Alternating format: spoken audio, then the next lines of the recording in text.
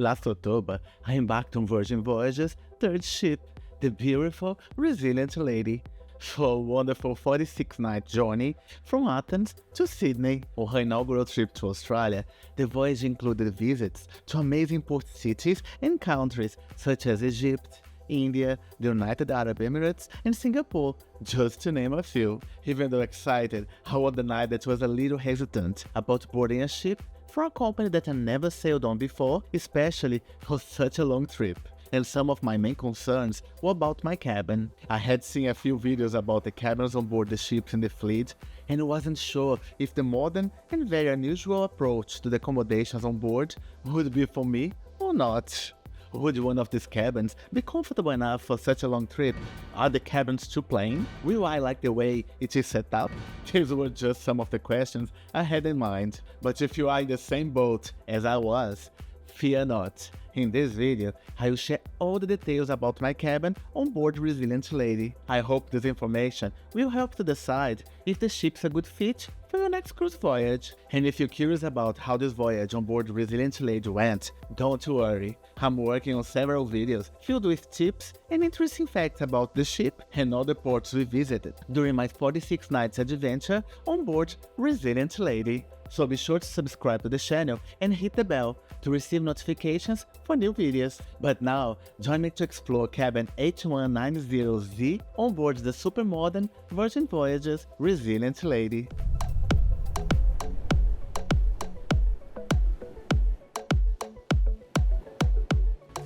Hello cruise mates, welcome to Cruising the World. I'm Horton Novak. On this channel, we talk about everything related to cruises and travel. In today's video, we will discuss Virgin Voyages Resilient Lady, more specifically cabin H190Z, which was my home for 46 nights last year. If you want to know more about all the other areas of the ship, this full ship tour on the card up here might help. I will also leave the link in the description of this video, so you can check it out right after watching this cabin tour. But without further ado, it's time for us to visit together cabin H190Z, a central sea terrace cabin on board Virgin Voyages Resilient Lady. Let's go! To enter the cabin, the passenger touches the sensor on the outside with the bracelets. Virgin ships do not use traditional cards, but a bracelet that passengers can use not only to enter the cabins, but also for transactions on board. Welcome to cabin H190Z. At first glance, the cabin appears well lit, spacious and modern, and is not very different from traditional cabins on other companies' vessels. Behind the door, like other companies, they have all the emergency assembly instructions. Right away, we have a modern-looking table. On top of that, they have some decorations, including some that passengers can buy, and 2 water bottles that can contain regular or sparkling water, according to the passenger's preference. This door below here hides the cabin's minibar. The minibar is empty in this type of cabin, but if you are in the Rockstar Suites, it is filled with drinks and treats, and refilled daily at no cost. And this is a general view of the cabin. This space is decorated in neutral tones with hints of contrasting colors, such as the company's red, and materials and objects that refer to the naval style. The few pieces of furniture in the room are simple and modern. They have this large drawer here that at first glance seems a bit out of place, but ended up being very useful during my time on board. This outlet in the corner comes in very handy. It offers 2 USB ports and an American socket. In fact, the cabin is very well served with several sockets and USB ports. There are 2 American plugs, 1 European plug, and 2 USB ports in the table area. The cabin also offers more plugs and ports near the bed. This small table is super light and can be moved around the room. It can be used for meals or to work on your laptop, for example. Another general view of the room from this angle. And this is the balcony and its famous hammock. Here on the balcony, we also have 2 chairs and a small table where you can relax, read a book, or have your meals. To be honest, I thought this hammock would be nothing special, but I must say it was much more comfortable than it seemed, and I ended up spending a lot more time lying in it than I expected. Today we are visiting one of the most beautiful places in Europe, Santorini, Greece. When I opened up the cabin's curtains in the morning, I almost couldn't believe I was there, waking up to these views. This cabin also offers a great view of Deck 6 outdoor area, which passengers tend to visit to socialize or have a few drinks before dinner. This is also where most of the disembarkations in port took place, so I knew everything that was happening on board before even leaving my cabin.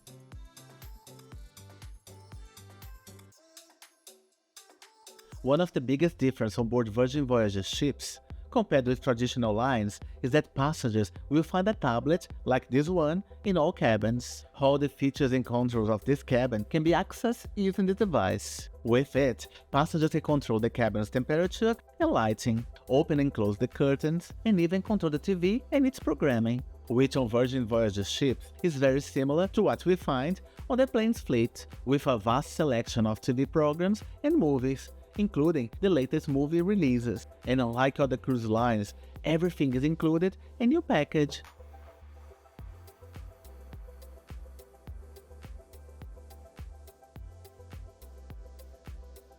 In this tab, you can control the room lights, including the intensity, color, or even which lights are on or off. By scrolling down the page, passengers can also access what Virgin Voyages calls moods, which are nothing more than a selection of predefined programs that control and completely change the room's ambience according to the passenger's mood. If passengers are feeling more romantic, they can select the Getting On mood.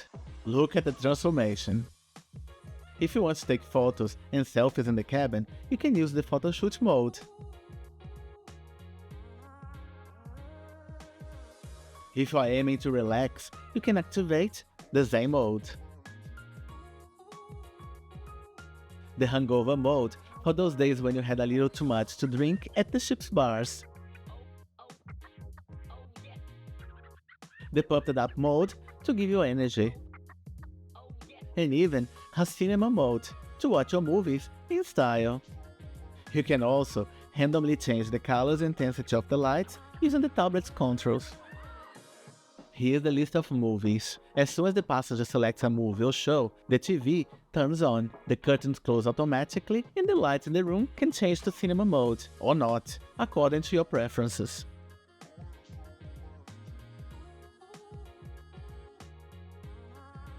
On the tablet, the passenger also has access to several services, such as requesting cabin cleaning, water and ice, or towel changing.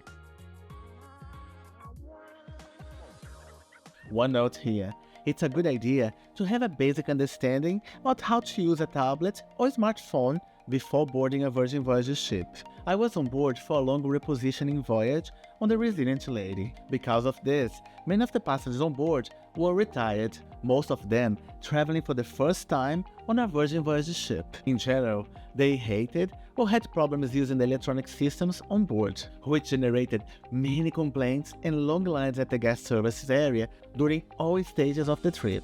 I personally found it super exciting and really like this more modern and self-assisted approach on board.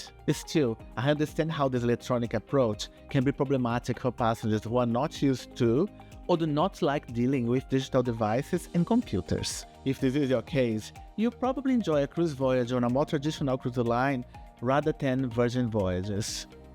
Here in the entrance corridor, we have the bathroom. The bathroom is small but spacious at the same time. The space is modern and elegant, and comes with one of the largest toilets I have ever seen on a cruise ship. Perfect for a passenger traveling alone, in my opinion. On the side is the shower stall, which I found super spacious. I also really like the shower head at the top of the stall and its great water flow, a refreshing shower every time. The stall comes with Virgin's official bath products, which include body wash, shampoo, and conditioner. I was impressed by the stall size and space, and I also like the glass door that prevents water from leaking out of the cubicle. A note here, the bathroom of Virgin Voyages doesn't have metal walls, as is common on other cruise ships, so the popular magnetic hooks won't work in the stall or some other cabin areas. The cabin has a closet and a space closed off by a curtain right in front of the bathroom, where you can store your clothes and accessories.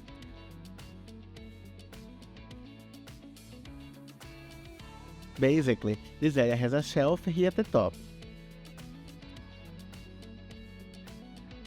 And this section underneath to hang your shirts and dresses. I love the solution to reduce noise in the cabin. The hangers here are rubberized, so they don't make noise when they bang against each other with the rocking of the ship. It's a simple but very effective solution. In this area below, there is a small shelf with some baskets that work as drawers.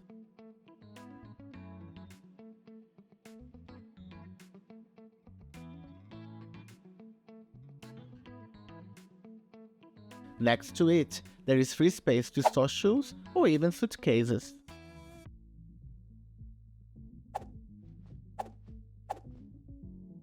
In this little corner in the wall, they have not only the room light switch, but also these buttons where the passenger can request the room to be cleaned or not disturbed. Instead of hanging cards on the doors like other companies, on Virgin, these buttons activate a light outside the cabin requesting the cabin to be cleaned or not disturbed. Let me show you what happens outside when these buttons are on.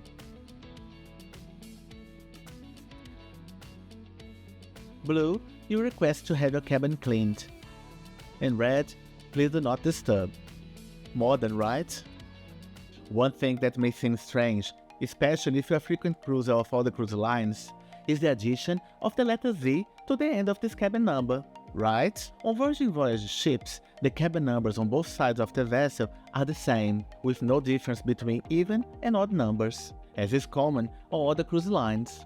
So the letter Z, or Z in Australia, was added to indicate cabins on the ship's starboard side, while the port side cabins have the numbers followed by the letter A to avoid confusion among guests. Back to the closet. Here, just passing the curtain, we have this piece of furniture closed with a door. Inside, a few shelves. Here at the top, the life jackets. This one holds the cabin safe. The safe is very spacious and even has room for a laptop.